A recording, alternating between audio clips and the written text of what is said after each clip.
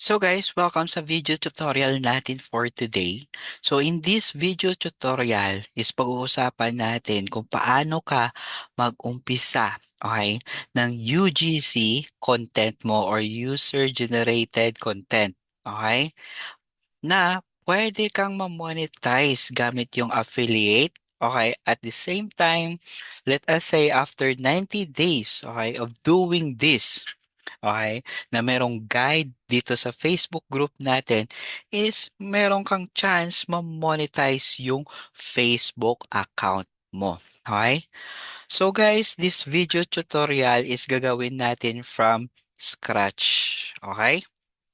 So ang gagamitin natin na first tool is yung ChatGPT. Okay? So guys, dito sa ChatGPT, it's totally free, okay? So paano ba? At first, syempre, hihingi tayo ng avatar. So depende sa iyo if lalaking avatar or babaeng avatar, okay? So in this video tutorial, let us say babae, okay? So let us say, okay? So pwede mong Tagalogin, pwede din English, depende sa iyo, okay? Can you give me a Filipina, basta lagay natin young Filipina under 25 years old. Mm. Avatar or profile that I can use in my UGC content. Okay? So that's it guys. Tapos i-click mo lang yung enter. Tapos hihintayin mo lang. Okay? So ayan, binigyan tayo ni ChatGPT ng halimbawa, example, avatar profile number one, relatable Filipino student, name, okay, may name na, may age, taga saan, o di ba? So ayan, so avatar profile number two, di ba, si Ashley Cruz, blah blah blah, di ba? Tapos avatar profile number three, okay? So ito, binigyan na din tayo ng avatar appearance prompt, okay, na example, okay? Pero dito tayo gagawa mismo sa ChatGPT. Okay? So halimbawa, let us say kinapin natin 'to. Okay?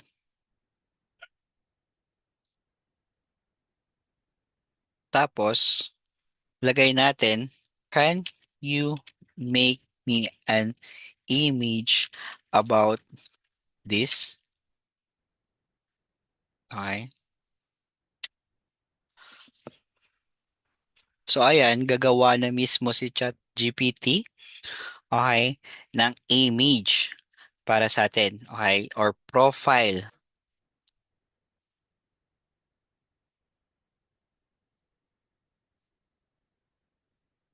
So hintayin lang natin ng mga ilang minutes, okay? So kung pwede, magkape ka muna, 'di ba? Habang naghihintay ka. So ayan, setting the scene na, polishing the details, okay? Ayan na, finishing up na. Okay, bilis lang, 'di ba? Meron na tayong avatar. Okay? Okay. Tapos, ano yung gagawin natin? Okay. So, dito guys, kasi gagawa tayo ng Facebook page, 'di ba? Kasi ang goal natin is hitting uh, two birds in one stone. Okay? So in short, mamonetize tayo gamit yung affiliate. At the same time, after 90 days is mamonetize tayo. Okay? Through Facebook. Okay? So ayan, meron na tayong profile na pwede natin gamitin. So next, can you give me a Facebook name about that profile? Okay? Tapos, enter lang natin. So, binigyan tayo ng mga example ni ChatGPT na Facebook name ideas na fit para sa mga young Filipino UGC creator profile. So, pili ka lang dyan, di ba? Tapos, syempre, meron siyang recommendable. If gagamitin natin siya for Shopee Affiliate, TikTok, Facebook Reels at YouTube brands, i-suggest niya is yung Mia Finds PH. Okay? So, yung display name is Mia Santos. Okay, let us say, dahil recommended ito ni ChatGPT, ito na yung gagamitin natin. Okay?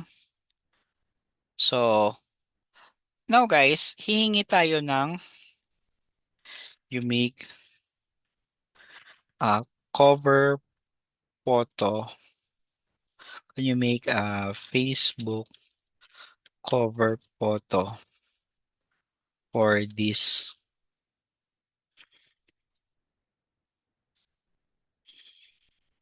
Facebook page name? Okay? So, paste lang natin. Tapos, click lang natin yung enter ulit. So, ayan, magagawa na siya ng image para sa atin. So, right now, hihintay naman tayo. Okay? So, mga ilang seconds or minute yan. Okay? So, nag-create pa si ChatGPT. So, ayan, sketching it out. So, mamaya, sitting up na and then finishing up. Okay?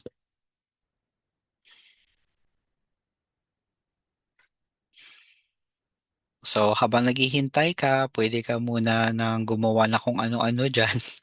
'Di ba? So, ayan na, polishing the details na, finishing up. Okay? So, ayan, binigyan na tayo ni ChatGPT mismo, okay, ng cover photo. So, ito yung magiging profile natin na ilalagay natin sa Facebook, okay? Tapos, ito naman magiging cover photo natin, okay? So, ang gagawin mo lang guys, syempre, i-download natin yung image na to, okay? Tapos, download din natin yung image na to, okay? Tapos, hingi tayo ng bio.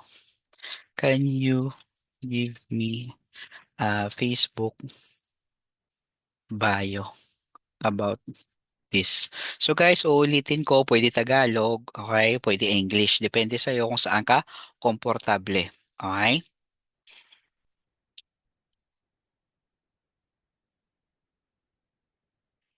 So, ayan, di ba? Pili ka lang dyan. Meron tayong option 1 which is professional. Option 2, friendly and relatable.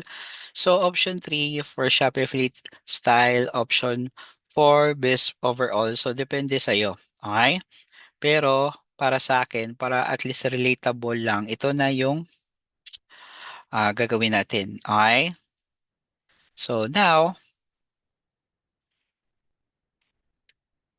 ang gagawin natin is create na tayo ng Facebook. Okay, paano ba? So let us say hindi mo pa alam kung paano mag-create, 'di ba? So punta ka lang sa Facebook, okay? Tapos click mo lang yung pages. Okay, tapos click mo lang yung create pages. Okay? So once naka-create ka na ng pages, lahat ng details okay, dito is ilalagay mo lang. Okay? Lahat ng profile photo, 'di ba? Ayun ang mga importante, cover photo at saka yung bio. Okay? So let us say meron ka ng cover photo, meron ka ng profile, okay? So ano yung next nating gagawin is gagawa na tayo, okay, ng ah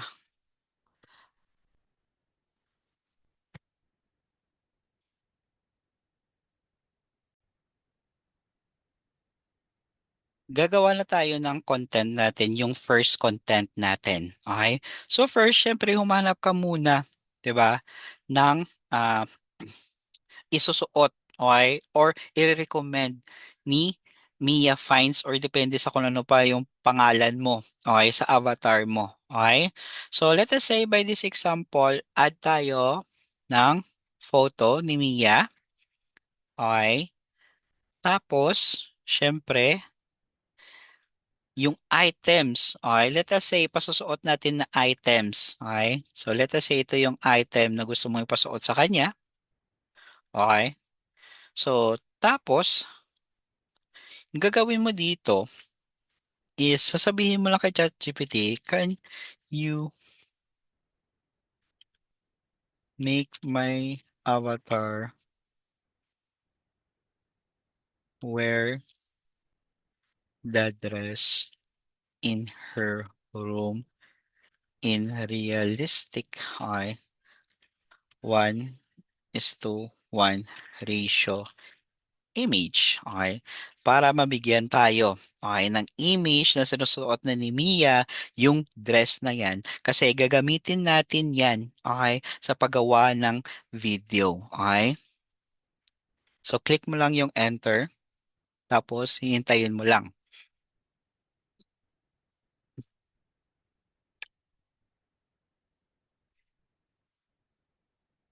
So ayan, habang naghihintay ka, pwede ka dyan magchika-chika muna.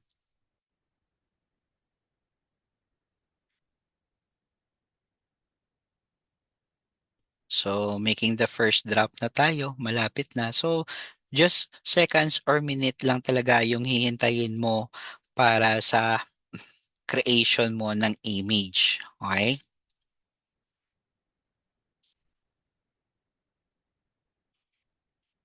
So ayan, tatapos na, finishing up na, adding final touches na.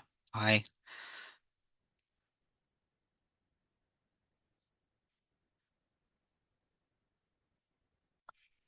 One last week na.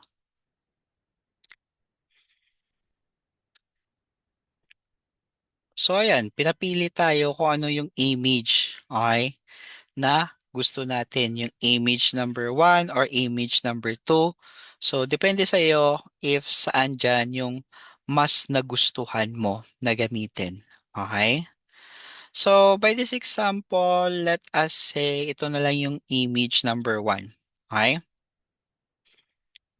So tapos, okay, gagawa tayo ng prompt. Okay? So depende if storyboard yung gusto mo or prompt for a video. Okay?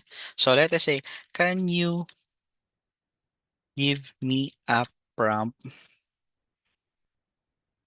for a simple gesture or movement promoting the dress in her room in realistic, okay, to post on Google Omni Fast Flash pala for a 10-second video. Okay? So, bakit sinabi ko Google Omni Flash? Kasi yan yung gagamitin natin sa paggawa ng video gamit yung Google Flow. So, libre lang yan guys. Okay? So, all you have to do is click mo yung enter. Okay? Tapos, magbibigay na siya ng prompt. Okay? So, pagkatapos niya nagbigay siya ng prompt, all you have to do, okay, is copy it. Okay? Pagka-copy mo na, punta ka na sa Google Flow. Okay? So, ito yung Google Flow, guys. So, libre lang yan. Okay? Saan tayo?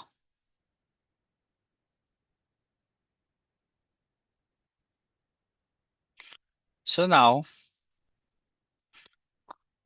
yes, ito ng Google Flow. Okay?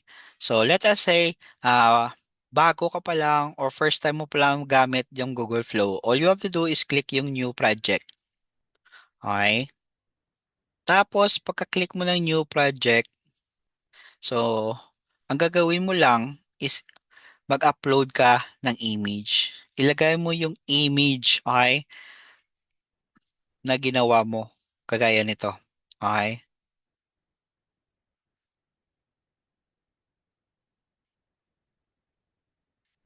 So, upload, click mo upload media, tapos ilagay mo na yung image. Okay?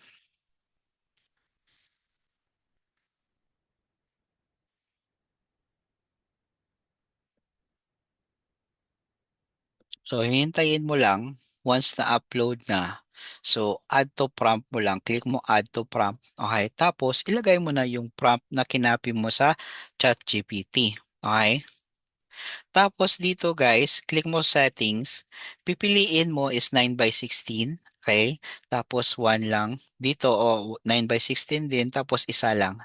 1 times, meaning isang video lang. Okay? So kapag 2 times, syempre dalawa, tatlo, or apat. So in this example, isa lang yung gagamitin natin. Tapos dito is OmniFlash yung gagamitin natin. Okay? Tapos click mo na yung save. So, once, okay, nandiyan na lahat yung kailangan mo na details, click mo lang yung arrow na to. Okay? Tapos, hintayin mo lang kasi meron dyan confirmation. Okay?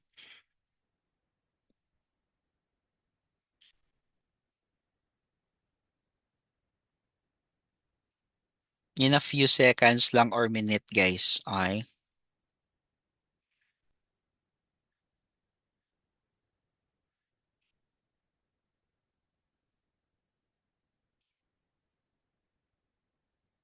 So, sabi dito, would you like to kick in this one video na costing 15 credits? So, click yes. So, guys, kapag gumamit ka ng Google Omni Flash, meron siyang cost 15 credits. So, don't worry kasi every day meron ka namang free 50 credits every day na pwede mong magamit. Okay? So, click mo lang yung yes, tapos magge-generate na siya.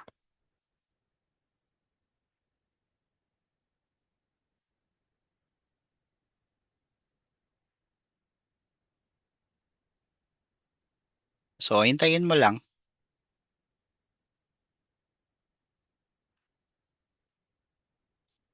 Kasi minsan mabilis, minsan mabagal. Kasi yung traffic guys, sa siguro ganitong oras is marami talagang gumagawa kaya nagge-generate mismo.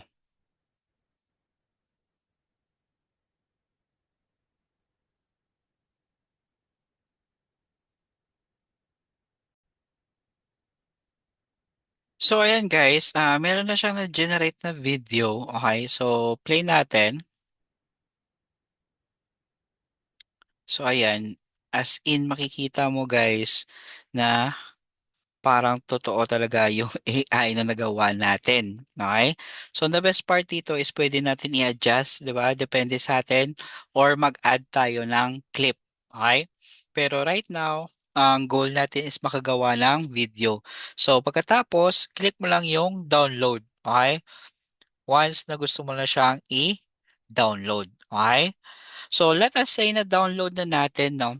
Okay, punta na tayo ulit sa ChatGPT. Tapos hihingi tayo ng caption. For example, can you give me a Facebook caption about this topic with 5 relevant hashtags? Okay?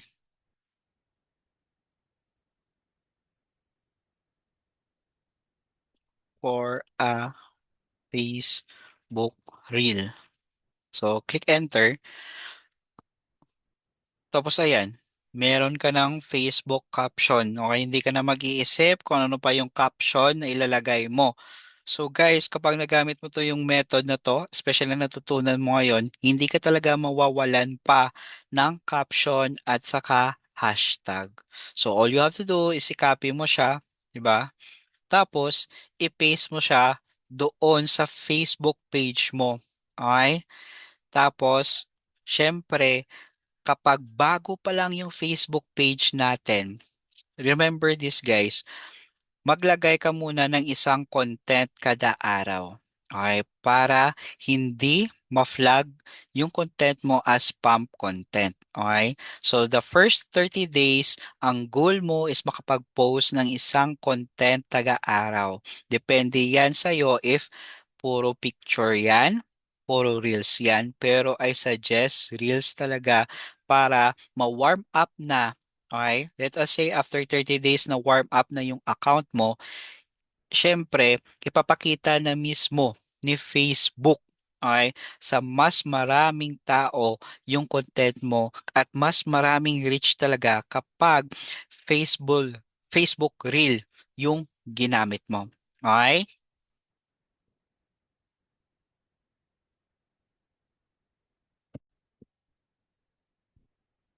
So guys, sa next video natin, papakita ko naman sa iyo kung ano yung platform na affiliate na gagamitin mo, especially kapag beginner ka. So it's me again, Anthony James Yusa, signing out.